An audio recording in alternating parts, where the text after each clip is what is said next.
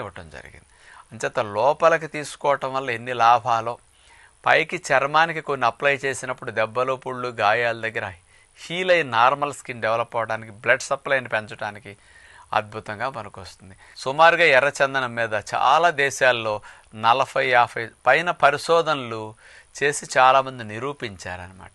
వీళ్ళందరి పరిశోధనల యొక్క సారాంశాన్ని, ముఖ్యమైన వాటిని ఏరి క్రోడీకరించి మనకు అందించిన వారు ఆంధ్రప్రదేశ్లోనే శ్రీకృష్ణదేవరాయ యూనివర్సిటీ, అనంతపూర్.